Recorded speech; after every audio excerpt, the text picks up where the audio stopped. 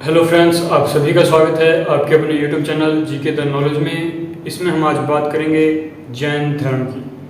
अब तक हमने देखा बौद्ध धर्म के बारे में, और उससे पहले देखा वैदिक साहित्य, और उससे भी पहले हड़प्पा सभ्यता। इन सभी के बारे में हमने देख लिया था। आज हम बात करेंगे जैन धर्म की कि जो जैन धर्म है उसमें कुल 24 तीर्थंकर हुए थे। 24 तीर्थंकर हुए थे और जो 24वें थे वो महावीर स्वामी थे। तो आइए शुरुआत करते हैं हमारे इस टॉपिक की, यानी कि जैन धर्म। तो जैन धर्म की हम बात करेंगे। जैन धर्म यानी जैन शब्द का अर्थ क्या है? जैन शब्द का अर्थ है विजय प्राप्त करना। और विजय किस पर? अपनी ज्ञानेंद्रियों पर। मतलब कि अपनी ज्ञानेंद्रियों पर विजय प्राप्त करना। जैन धर्म का जो अर्थ है वो क्या है? ज्ञानेंद्रियों पर विजय प्राप्त करना। ज्ञान का शाब्दिक अर्थ है विजय प्राप्त करना, यानी ज्ञान इंद्रिय, अपनी जो ज्ञान की इंद्रियां हैं उन पर विजय को प्राप्त करना, उन पर काबू करना, वो क्या होता है? जैन धर्म यानी जैन कहलाता है। जैन। तो ये था ज्ञानेंद्रियों पर विजय प्राप्त करना, जैन का जो अर्थ बनता है। उसके बाद हम बात करते हैं कि जैन धर्म के संस्थापक कौन थे। कि जैन धर्म के जो संस्थापक थे वो ऋषभदेव थे। संस्थापक जो थे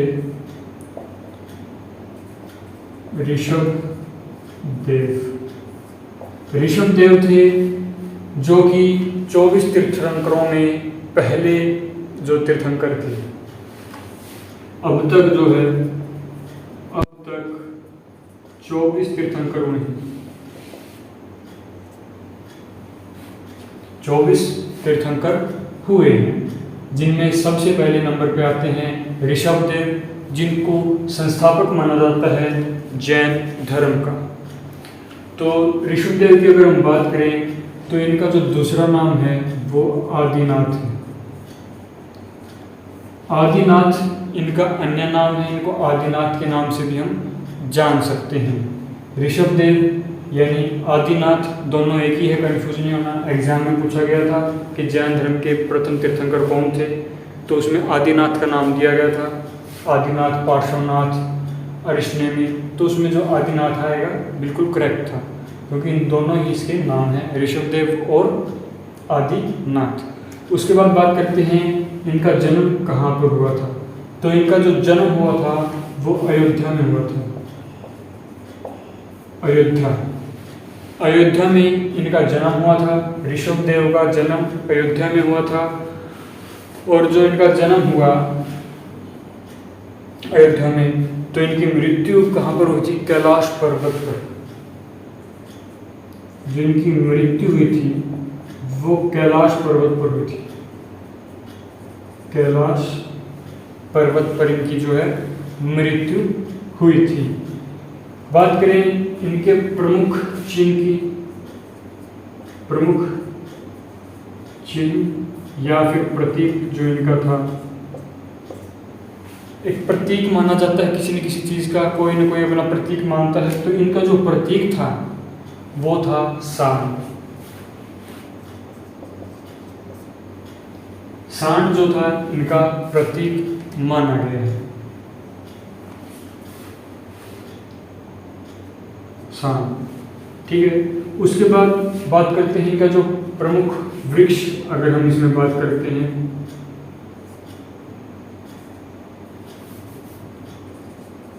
प्रमुख वृक्ष। अगर वृक्ष की हम बात करें तो वृक्ष कौन सा आएगा? वृक्ष आएगा इसमें बरगद, यानी वट वृक्ष। वट वृक्ष इसके अंतर्गत शामिल है। तो जो जैन का अर्थ है ज्ञानेंद्रियों पर विजय प्राप्त करना, और इसके जैन धर्म के जो संस्थापक है वो है ऋषभदेव, जिनका दूसरा नाम आदिनाथ है। इनका जन्म अयोध्या में हुआ था। इनकी मृत्यु कैलाश पर्वत पर इन्होंने अपने प्राण त्याग दिए थे। इनके प्रमुख चिन्ह की बात करें तो प्रमुख चिन्ह सांड था, और प्रमुख वृक्ष की बात करें तो प्रमुख वृक्ष बरगद यानी वट वृक्ष था। इसके बाद आते हैं दूसरे तीर्थंकर, और दूसरे तीर्थंकर का जो नाम है अजीतनाथ है। अजीतनाथ दूसरे तीर्थंकर है, और इनका जो जन्म हुआ था वो भी अयोध्या में हुआ था। अयोध्या में इनका जन्म हुआ, और इन्होंने जो अपने प्राण त्यागे थे, यानी इनकी जो मृत्यु हुई थी वो हुई थी सुमेक पर्वत पर।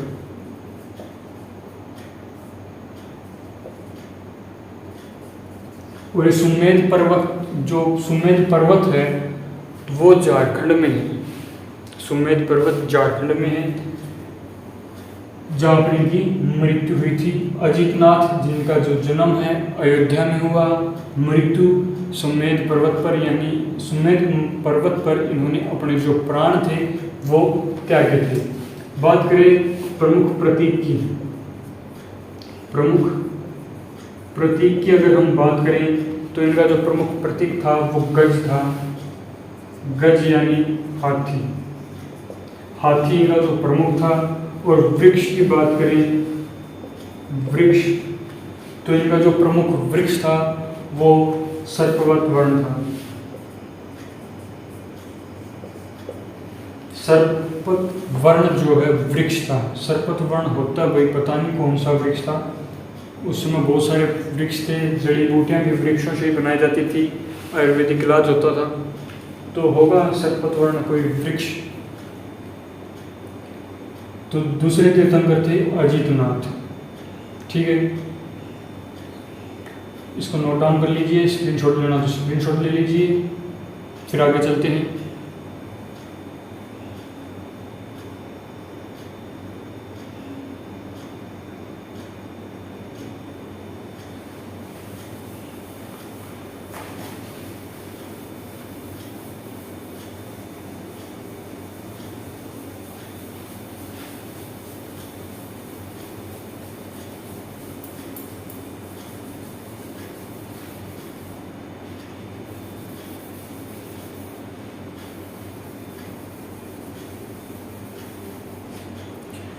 बात करते हैं, ऐसे तो 24 के 24 सभी तो बताए नहीं जाएंगे, और ना ही 24 के 24 इम्पोर्टेंट है। पहला दूसरा आपको बता दिया है। अब बात करेंगे हम सीधे 22वें की। जो 22वें तीर्थंकर थे वो थे अरिष्टनेमि। अरिष्टनेमि जो 22वें तीर्थंकर थे अरिष्टनेमि थे। और एक बात याद रखना, जो ऋषभ देव थे और अरिष्टनेमि, इन दोनों का वर्णन वेदों में मिलता है। यानी ऋग्वेद में अरिष्टनेमि और ऋषभ देव जो संस्थापक थे उनका वर्णन मिलता है। अरिष्टनेमि का जो जन्म हुआ था वो उज्जैन में हुआ था। उज्जैन में इनका जन्म हुआ, और इन्होंने अपने जो प्राण त्यागे थे, यानी कि जो मृत्यु हुई थी वो गिरनार पर्वत पर हुई थी। गिरनार पर्वत पर इनकी जो है मृत्यु हुई थी, उज्जैन में इनका जन्म हुआ था। प्रतीक की बात करें तो इनका जो प्रमुख प्रतीक था वो शंख था, शंख। और बात करें इनके वृक्ष की, प्रमुख वृक्ष कौन सा था, तो इनका जो वृक्ष था मेष श्रृंग था। मेष श्रृंग इनका जो प्रमुख वृक्ष था। ये 22वें तीर्थंकर थे जिनका नाम अरिष्टनेमि है, जिनका जन्म उज्जैन में हुआ था। इसके बाद जो 23वें तीर्थंकर बने थे वो पार्श्वनाथ थे। पार्श्वनाथ 23वें तीर्थंकर, और ये पार्श्वनाथ अशोकसेन के राजा के पुत्र थे। अशोकसेन के पुत्र, अशोकसेन के पुत्र थे। और अशोकसेन जो था वो काशी का राजा था। काशी का राजा था अशोकसेन, जिसके पुत्र थे पार्श्वनाथ। पार्श्वनाथ का अगर जन्म की बात करें तो इनका जो जन्म हुआ था वो वाराणसी में हुआ था। वाराणसी में पार्श्वनाथ का जन्म हुआ था। और किसके पुत्र थे? अश्वसेन के पुत्र थे। वाराणसी में जन्म हुआ तो इनकी मृत्यु तो हुई होगी, तो इन्होंने जो अपने प्राण त्यागे थे वो कहाँ पर? समेध पर्वत पर। लगभग सभी तीर्थंकरों ने अपने जो प्राण थे वो समेध पर्वत पर त्यागे थे। लगभग सभी जो तीर्थंकर थे उन्होंने अपने प्राण जो है समेध पर्वत पर त्यागे थे। उसके बाद बात करते हैं इनके जो प्रतीक चिन्ह की बात करेंगे पहले। तो इनका जो प्रतीक चिन्ह था वो कौन सा था? सांप। सांप इनका प्रतीक चिन्ह था। और बात करें इनके वृक्ष की, इनका जो वृक्ष था वो घाव था। घाव इनका वृक्ष था, प्रमुख वृक्ष, जहाँ पर इनको ज्ञान प्राप्त हुआ था। और इन्होंने 30 वर्ष की उम्र में घर छोड़ दिया था।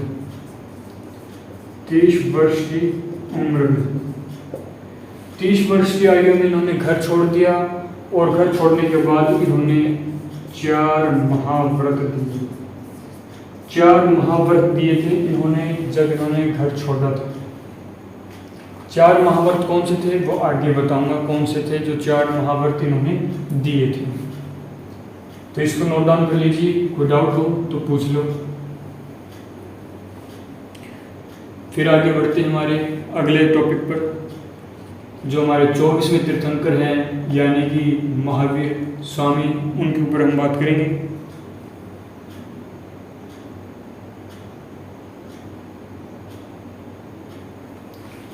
तो चलिए अगले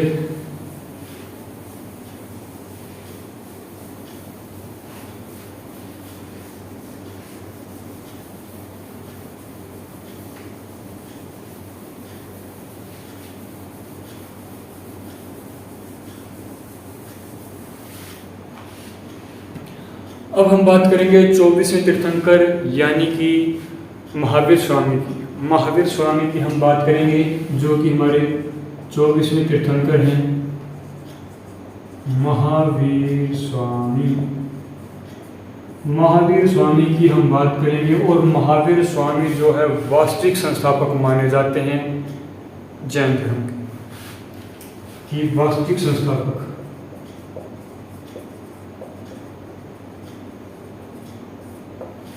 वास्तविक संस्थापक माने गए हैं महावीर स्वामी जैन धर्म के, ठीक है। और इनका जो जन्म हुआ था वो 540 ईस्वी में हुआ था। 540 ईसा पूर्व इनका जो है जन्म हुआ था। और जन्म कहाँ पर हुआ था? वैशाली के कुंडग्राम में, जो कहाँ पर है? बिहार। वैशाली के कुंडग्राम में इनका जन्म हुआ था जो कि बिहार में है। और महावीर स्वामी को वास्तविक संस्थापक माना जाता है जैन धर्म का। इसके बाद बात करते हैं इनके नाम की। तो महावीर स्वामी का जो नाम है वो वर्धमान है, जो वास्तविक नाम है। वास्तविक नाम क्या है? वर्धमान इनका जो है वास्तविक नाम है। और इनके पिता का जो नाम है, पिता का नाम, पिता सिद्धार्थ ज्ञात्रिक वंश के जो राजा हैं, ज्ञात्रिक वंश के राजा सिद्धार्थ इनके पिता का नाम है। और इनकी माता का जो नाम है वो त्रिशला है। इनका विवाह हुआ था यशोदा के साथ। तो इनकी जो पत्नी है यशोदा।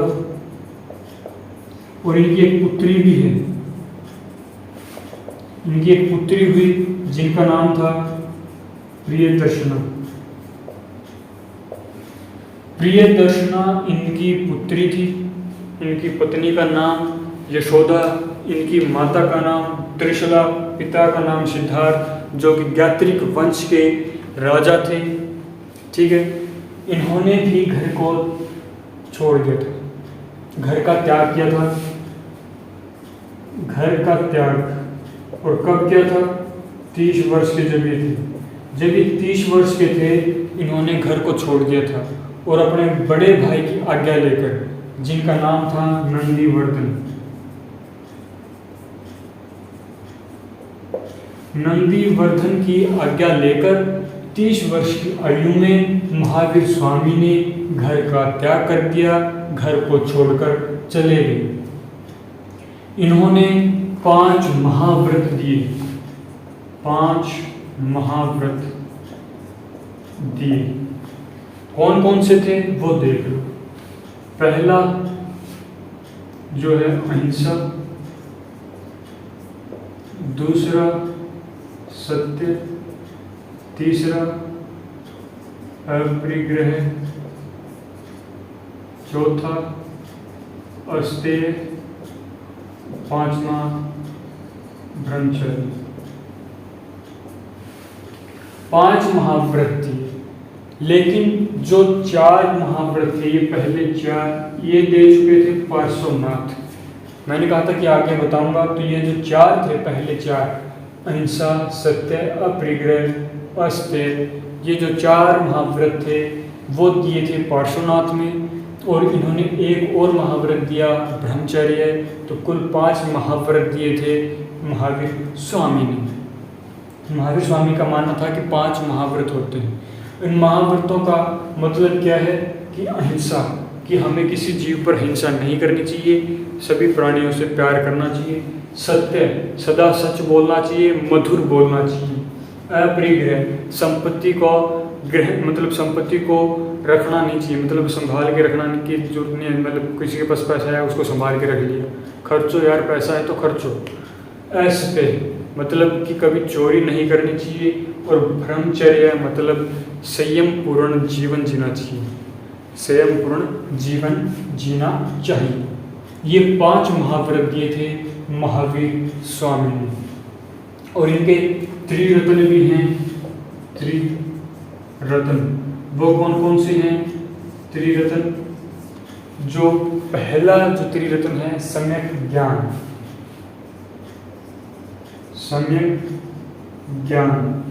दूसरा जो है सम्यक आचरण, और तीसरा है सम्यक दर्शन।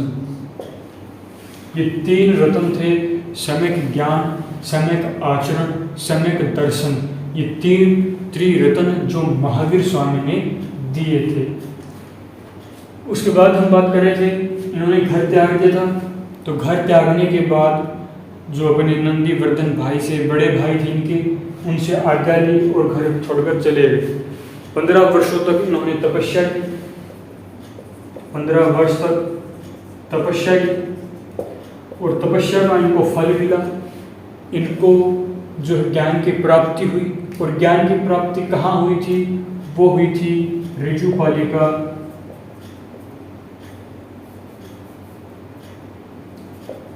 जुम्बिका ग्राम, जुम्बिका ग्राम के निकट ऋजुपालिका नदी में, ऋजुपालिका नदी के किनारे शाल वृक्ष, शाल वृक्ष के नीचे जुम्बिका ग्राम जो था, वहाँ पर इनको कैवल्य की प्राप्ति हुई, यानी ज्ञान की प्राप्ति हुई। जो ऋषुपालिका नदी के किनारे शाल वृक्ष के नीचे उन्होंने ज्ञान प्राप्त किया था। और बात करें इनके प्रमुख चिन्ह की, जो प्रतीक है इनका, जो प्रतीक की बात करें तो वो सिंह यानी कि शेर, इनका जो है प्रमुख प्रतीक है। सिंह यानी कि शेर इनका प्रमुख है। पुत्री की बात करें, प्रियदर्शना इनकी पुत्री थी, लेकिन इनका जो है प्रियदर्शना का विवाह भी हुआ, और इनका जो विवाह हुआ था वो जमाली के साथ हुआ। जमाली के साथ इनका विवाह हुआ, और जमाली ही पहला शिष्य था।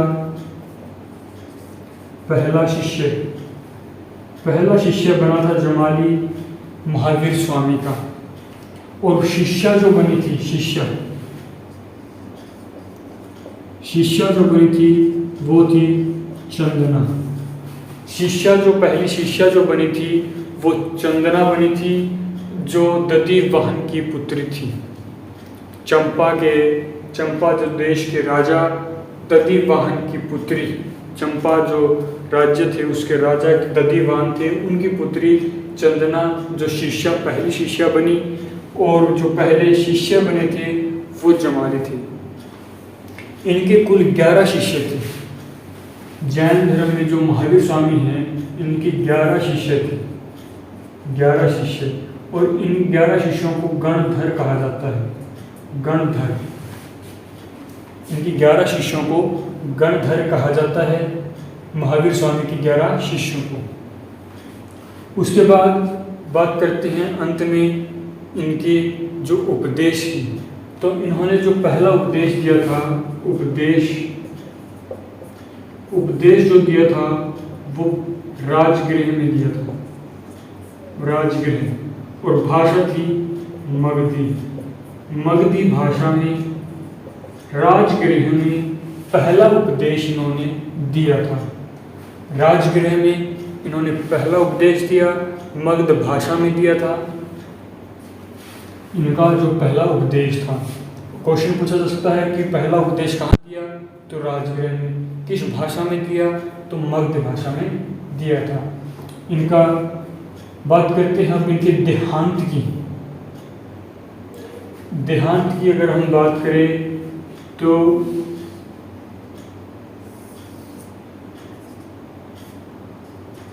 देहांत की अगर हम बात करें तो 468 ईसा पूर्व में इनका जो है देहांत हो गया था। 468 ईसा पूर्व में बिहार में ही इनका देहांत हुआ था, 468 ईसा पूर्व में। तो ये था जैन धर्म के बारे में, जिसमें हमने देखा जो उसके संस्थापक थे, 24 तीर्थंकरों में जो पहले संस्थापक थे जैन धर्म के, उनके बारे में।